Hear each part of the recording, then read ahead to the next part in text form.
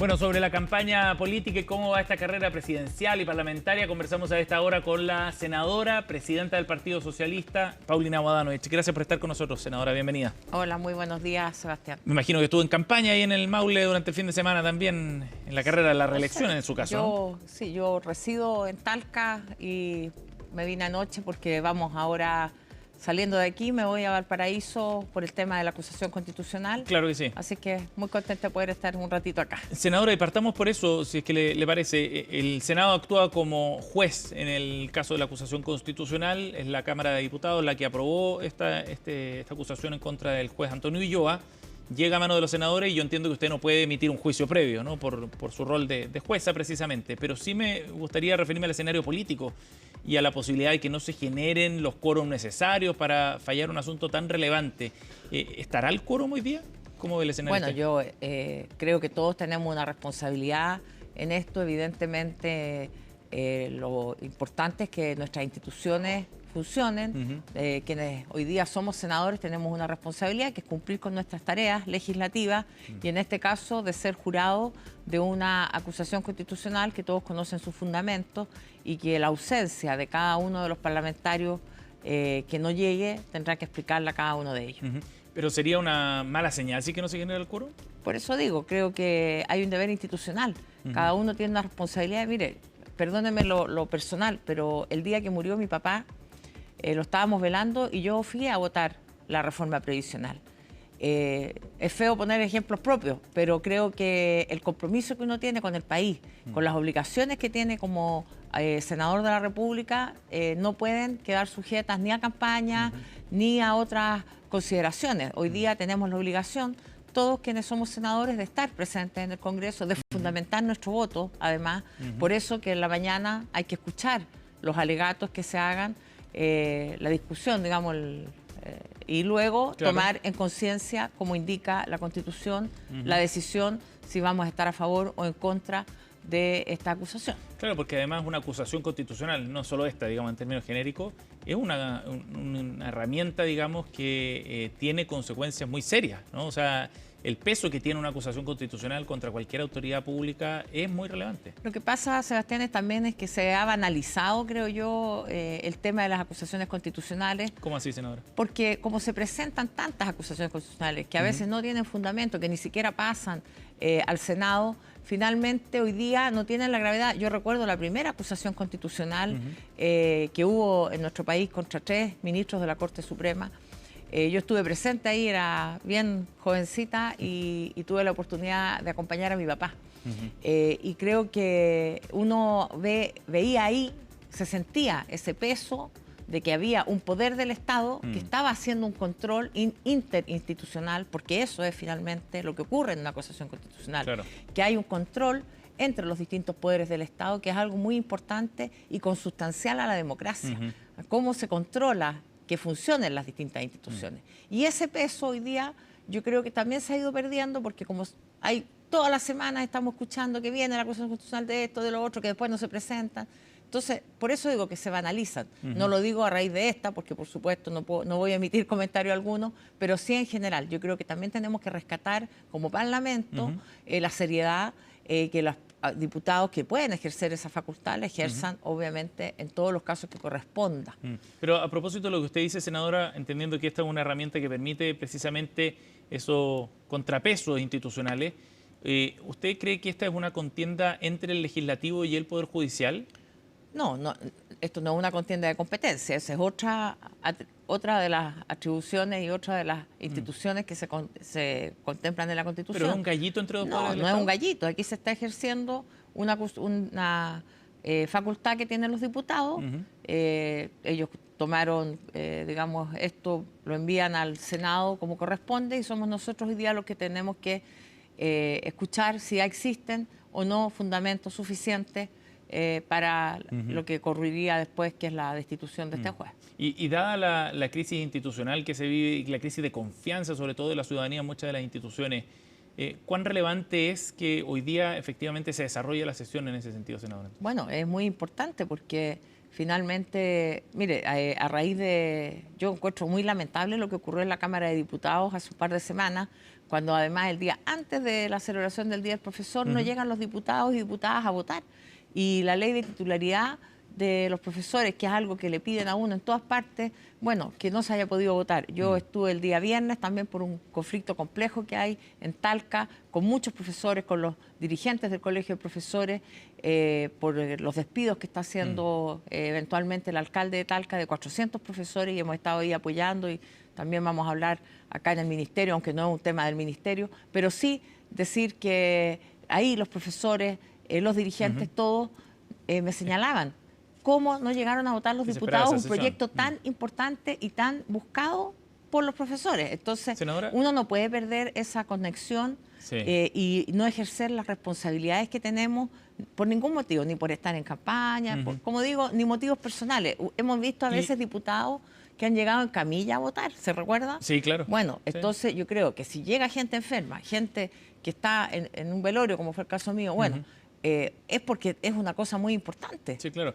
Estamos con la senadora Paulina Bodanovich aquí en CNN Chile Radio. Y en ese sentido, para cerrar este tema, ¿los senadores del Partido Socialista van a estar hoy día?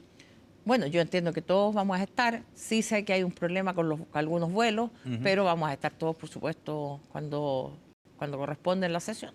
¿Y usted sabe si es que efectivamente hay otros partidos que pudieran estar coordinándose para no estar, generar los pareos correspondientes? No, mire, a mí me gusta poco la especulación, pero sí lo que creo es que si hay una acuerdo de algún partido para no estar o para votar todos de alguna manera, también es complejo, porque aquí nosotros tenemos que actuar como jueces en conciencia, y la conciencia es personal y particular y no puede resistir órdenes de partido. Tanto que en los proyectos que hemos estado analizando acerca de cambios al sistema político, una de las cosas que queda excluida siempre de cualquier negociación y acuerdo de partido es este caso, el de la acusación constitucional, porque ahí obramos en conciencia. Senadora, hablemos de otros temas. Ya lo decíamos, estamos muy cerca de la elección presidencial y parlamentaria. Hoy día se va a dar el último debate de Anatel. ¿Qué expectativas tiene usted del debate? ¿Cuán relevante puede ser esta instancia hoy día? Bueno, yo espero poder acompañar a nuestra candidata. Lo digo espero porque no sé hasta qué hora va a durar la votación en el Senado. Sí, así que depende de eso. espero que podamos acompañarla como nos ha pedido y queremos hacerlo. Así es que creo yo que los debates también son una instancia a veces. Yo creo que me pasa lo siguiente, que a veces la gente no ve los debates, pero se queda en la cuña o en la mala cuña. Lo que se viralizó. En el meme, claro. Entonces, ojalá, ya que es el último debate, estamos a poquitos días, que la gente pueda de verdad escucharlo, analizarlo, porque no es baladí lo que ocurre. Lo que hemos visto como parte de la campaña, particularmente diría yo de las ideas que puede lanzar Kast, y digo ideas porque es fácil y el papel resiste todo, las campañas aguantan todo, pero ¿cuáles son los análisis? ¿Cuáles son los números reales de estas ideas que él propone de rebajar 21.000 millones de dólares? ¿De dónde van a salir? ¿La seguridad? Él dice, vamos a tener más seguridad. ¿De dónde va a sacar la plata? Si va a poner toda la plata en seguridad, porque aquí se ha hecho un trabajo bastante serio por varios años, y no solo en los últimos 4 años del gobierno, sino desde antes. Yo fui asesora jurídica, jefa de la división jurídica en el segundo gobierno de la presidenta Bachelet, en el Ministerio de Justicia. Era José Antonio Gómez el ministro. Luego nos fuimos a Defensa. Y en ambos ministerios nos tocó trabajar el tema de la inseguridad. En ese tiempo se robaban los cajeros automáticos, había estos alunizajes, se llamaban en ese tiempo. Bueno, se trabajó, se fortaleció el Ministerio Público, estoy hablando hace más de 10 años. Entonces, aquí las soluciones mágicas no funcionan. ¿Y la oposición está presentando soluciones mágicas? Yo creo que no, es que no está presentando soluciones, está presentando titulares vacíos. A mí me preocupa. ¿Quiénes? Kast dice cosas que no fundamenta y después las ampara en un secreto inexistente. La democracia no admite secretos. La democracia es transparencia. La democracia es poner las ideas, pero también sustentarlas de alguna manera. Y cuando uno escucha que hay ideas pero que no tienen ningún fundamento. Después él dijo, vamos a terminar con la PGU. Después se puso un corazoncito que decía, amo PGU. Entonces, hay una contradicción permanente entre las cosas que dice, no conocemos sus equipos. La verdad es que creo que vivimos un momento complejo donde Janet Jara da garantías. ¿Y por qué da garantías? Porque ella representa la coalición más amplia que ha tenido el país en su historia. Hoy día está alineada desde la democracia cristiana al Partido Comunista con ella. ¿Qué significa eso? Que en el futuro el Parlamento que salga electo desde la DC al PC, vamos a tener la posibilidad de darle mayorías a la candidata y por lo tanto darle conducción al país. Ahora, yo creo que eso es muy importante que la gente lo entienda, Sebastián, porque a veces la gente vota presidente y no vota candidato parlamentario. ¿Y es más importante la parlamentaria? No, no es más importante. Aquí hay el presidente de la República, la presidenta de la República es colegislador, es decir, para legislar, para que haya cambios reales, como fue la reforma previsional, se necesitan votos transversalmente y se necesita que el presidente de la República tenga apoyos en el Congreso.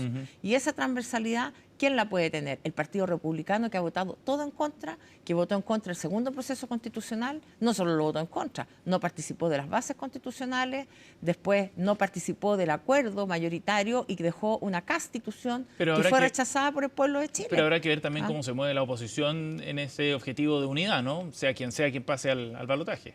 Sí, pero yo no veo tampoco esa capacidad. La verdad, veo una división bastante profunda, una grieta bastante insalvable en la derecha. Entonces, las posibilidades de que la derecha le dé gobernabilidad al país, yo las veo difíciles. Y sí creo, por falta de unidad, dice usted. Sí creo que nosotros, desde nuestro sector, desde el progresismo, podemos tener esa capacidad de tender puentes, de hacer acuerdos, porque es lo que hemos hecho siempre. Y Janet Jara ha dado muestra de eso. Janet Jara, no solo ahora con la reforma previsional, antes con las 40 horas, con Juan Sutil a la cabeza de la CPC, que por primera vez, yo estuve presente, él fue el día 1 de mayo a la CUT y dio un discurso y dijo, es primera vez que hay un presidente de la CPC aquí saludando a los trabajadores del país. Senadora. Porque, y lo dijo él, por Janet Jara, porque Janet Jara lo había convocado a una mesa de trabajo tripartita, habían podido hacer avance y él quería relevar aquello en su momento, además, digamos, de su compromiso con un trabajo decente, que a mí me parece que es muy importante desde el punto de vista del empresariado, senadora, que haya ese compromiso también. Ahora, de todas maneras, se da por hecho que va a haber un balotaje, ¿no? Que es probable, según lo que muestran las distintas encuestas, incluso antes de la veda, que Janet Jara esté en ese balotaje. Pero ¿cuál sería un buen resultado desde el punto de vista de la obtención de votos de Janet Jara en esta primera vuelta? ¿Más cerca del 35%, más cerca del 40%? ¿Qué escenario cree usted que sería un muy buen resultado? Mire, nosotros creemos que las cosas se van dando por partes. Lo primero es que Janet Jara, ojalá fuéramos capaces de convencer a la ciudadanía de que lo que está en juego aquí es muy complejo y ganáramos en primera vuelta. Y yo no creo que nada... Mire, la única encuesta válida es la encuesta del día de la elección. De acuerdo. Y podemos ganar en primera vuelta. Las encuestas nos permiten acercarnos a ciertos escenarios simulados. Pero, ¿por qué no podríamos ganar en primera vuelta si los derechos que nosotros hemos conquistado por tantos años, derechos sociales... Mire, el otro día yo hablaba con la gente del retail, me decía, ¿sabe qué? Ya la ley de la silla quedó derogada. ¿Cómo le digo yo si la ley está vigente? No, me dijo, porque nosotros no tenemos tiempo de ir al baño. Entonces, cuando los derechos de las y los trabajadores siguen tan amenazados como en la época del salitre, hace más de 100 años, por Dios que, ¿cómo no vamos a poder ganar en primera vuelta? ¿Y usted cree que de verdad se puede ganar en primera vuelta? Bueno, sí, las todo encuestas es muestran otra cosa, pero... Es que las encuestas son las encuestas. Ahora, yo le digo, los derechos de las personas, los derechos sociales, desde la ley de la silla, la ley del saco, para que la gente no se deslome cargando 50 o 100 kilos, todos esos límites los hemos puesto desde la izquierda. Nunca la derecha se ha preocupado de los derechos de las personas. Pero, senadora, yo le preguntaba por algún porcentaje para ver, sobre todo preguntarle cuán desafiante iba a ser en un escenario de segunda vuelta eventual la posibilidad de que Janet Jara crezca en su base de apoyo, porque pareciera que está más cerca de los niveles de aprobación que tiene el presidente Gabriel Boric solamente. El presidente Boric, cuando era candidato, sacó un porcentaje menor del de Kast. Claro, llegó segundo. No me acuerdo, 25, 21 o algo así. Sí. Bueno, entonces, cuando hay conciencia de lo que puede ocurrir en nuestro país, de lo peligroso que es arriesgar los derechos de las personas. Fíjese que, por ejemplo, en el Maule, 9.000 niñitos de séptimo básico y niñitas recibieron un computador así como lo recibieron en todo Chile. Todos los niños de séptimo básico de los colegios públicos reciben un computador para terminar con la brecha que existe digital, para que puedan trabajar, porque esa es la mejor enciclopedia hoy día con un buen uso. Esos 9.000 computadores, ¿tenemos certeza de que van a ser entregados en el Maule el próximo año? Por ejemplo, es que yo no sé el recorte de dónde viene. Si cuando a uno le dicen que este es el presupuesto de una casa, si uno dice, mire, vamos a recortar la plata, bueno, vamos a dejar de pagar la luz, vamos a dejar de comprar postres, vamos a dejar de comprar carne, vamos a dejar de regar el pasto. ¿Qué es lo que uno recorta en una casa? Y usted no lo tiene claro. Nadie. Chile no tiene claro dónde vienen los recortes fiscales que anuncia Kast pomposamente, pero sin ningún fundamento. Y cuando se le piden el fundamento, cuando se le piden explicaciones, ¿qué contesta él? No, es que yo no puedo dar esa información porque entonces en la ley de presupuesto me van a privar de los recursos. Mire qué falacia más grande. ¿Y usted da por hecho que caso va a pasar la segunda vuelta? Mire, Sebastián, la ley de presupuesto no se negocia pensando en favorecer o perjudicar a un candidato presidencial. Nosotros somos parlamentarios, somos diputados y senadores que hacemos un análisis partida a partida y por eso la ley de presupuesto se demora tanto, no porque a uno le gusta estar trasnochando todo noviembre y el último día con consomé, no. Se hace un análisis partida a partida y yo hago un análisis de todas las partidas del Maule y estoy pidiendo que se mantenga el presupuesto de mi gobierno regional, no porque el gobernador regional sea de mi partido. El gobernador regional del Maule es de la UDI. ¿Senadora? Y yo estoy exigiendo que se mantenga ese presupuesto porque creo que ese presupuesto es necesario para toda la gente del Maule. No estoy pensando en casa. ¿Y qué cree que va a definir el voto en estos últimos días, sobre todo en aquellos nuevos electores, los que están entrando a este padrón y que están, digamos, obligados a votar? Bueno, por eso es importante la información, estos paneles, estos foros. A veces no son todos los entretenidos que la gente quisiera. Uno mismo lo encuentra largo, en fin. Pero dan información y dan una postura clara de lo que propone cada candidato. Cuando vemos que la información en Chile, lamentablemente en redes sociales es manejada, mire el escándalo que hay ahora, y que debiera ser un escándalo, creo yo, si es que llega a ser real, que el tema de que salió en un medio de prensa de que habrían podido eventualmente haber fondos de las AFP involucrados en desacreditar a las candidaturas políticas. Un reportaje de reportea.cl. Claro, sí. Entonces, por eso digo, si llega a ser verdad, porque yo tampoco puedo dar fe de que eso sea verdad, pero aquí eso amerita una investigación. Si las platas de las AFP, de todos los chilenos y chilenas, con mi plata no, ¿por qué con mi plata se está haciendo publicidad para desacreditar a candidatos presidenciales?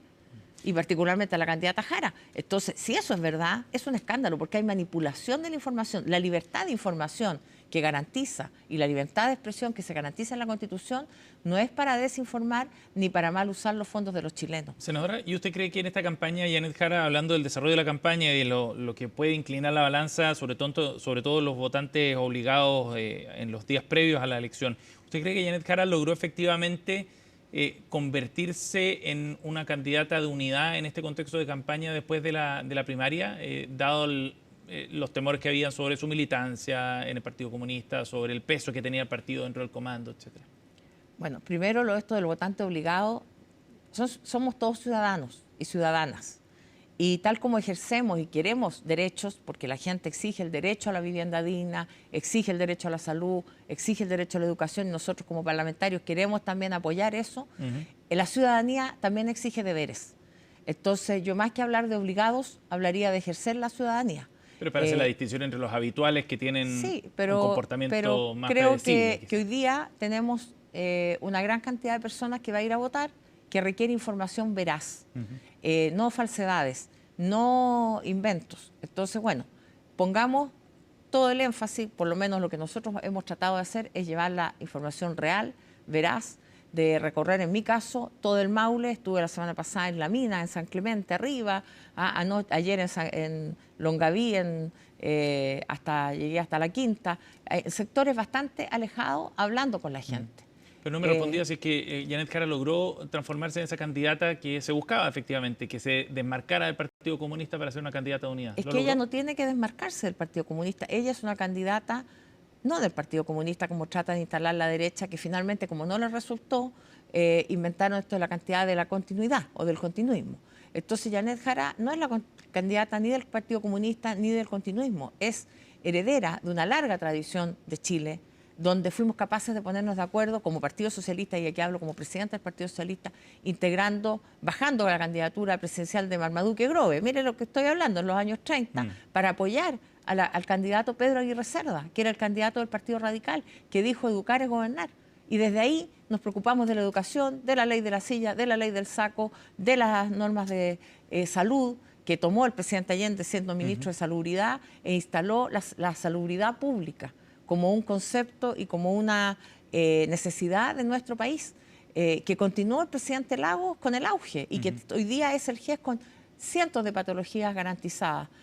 Por lo tanto, lo que hizo la presidenta Bachelet, tomando el tema de las pensiones básicas, solidaria e integrando a las mujeres a la solidaridad social. Senadora, porque hoy no había, las mujeres, muchas no tenían pensiones y eso se ha podido mejorar después con la reforma previsional actual. Entonces aquí son batallas que se vienen dando hace casi 100 años. Y si se toma desde una, el sector Janet Jara está amplio tomando, de la izquierda. y si Janet Jara está tomando una posta en esa continuidad histórica que usted plantea, ¿le gustaría, por ejemplo, que Ricardo Lagos, el Escobar, el expresidente, hiciera un gesto de apoyo directo y explícito a Janet Jara? Mire, yo no sé, digamos, particularmente el presidente Lagos. Lo que sí puedo decir es que veo, por ejemplo, a Ricardo Lagos Weber, su hijo, Sí. totalmente involucrado. Ya, pero es distinto que el expresidente. Sí, pero públicamente yo apoye a Janet no le Jara. puedo, no corresponde lo que usted me pregunta, ni que yo esté pauteando a un expresidente de la República por la tele. Solo le pregunto si le gustaría o no, y si fuera, no, sería importante. yo creo que hay un compromiso de todo nuestro sector, de todo el progresismo, y lo hemos visto con la democracia cristiana activamente, con antiguos dirigentes de la democracia cristiana, muy comprometidos, con personas relevantes como Alejandra Kraus, que hoy día es secretaria general de la democracia cristiana, que además fue ministra del Trabajo cuando Janet era subsecretaria del Trabajo, yo era subsecretaria para las Fuerzas Armadas, y nos tocó trabajar mucho precisamente en el tema de previsión social. En el caso mío por las Fuerzas Armadas, en el caso de ella por las normas generales. De manera tal que ver a Alejandra absolutamente comprometida y que da fe de cómo es el comportamiento político de Janet Jara desde hace largo tiempo, no ahora que es candidata, sino de una conducta política, de acuerdos, de buscar el consenso, de buscar trabajar por el bien de las personas. Entonces yo creo que eso es lo que todos quisiéramos hoy día, que tengamos esa amplitud de mirada de todo el progresismo, porque sabemos que esos derechos que hemos conquistado con esfuerzo, porque a ningún trabajador le han regalado nada, a ningún trabajador le suben el sueldo si no es porque hay una negociación colectiva detrás. Por lo tanto, la sindicalización, el apoyo de los trabajadores, la amenaza que viven hoy día los funcionarios públicos, yo creo que también es un problema, porque podemos hablar de modernización del Estado y de hecho Janet Jara lo ha hecho y es una de las propuestas que hay en el plan de gobierno. Pero esa modernización del Estado al tiro no puede ser en contra de los trabajadores. Tiene que haber también conciencia de que hay miles de trabajadores públicos que hacen bien su pega en Chile y que los carabineros son trabajadores públicos, que los médicos, los enfermeros y enfermeras son trabajadores públicos, los profesores y profesoras también son profesores públicos. Entonces, cuando se habla de terminar con los funcionarios públicos, vamos nuevamente, CAS va a echar a los profesores, CAS va a echar a los médicos, va a disminuir el número de carabineros, porque si el apriete viene, yo no sé dónde viene. Senadora Paulina Bodanovich, gracias por haber venido al estudio de CNN Chile. Muchas gracias. Gracias por acompañarnos esta mañana.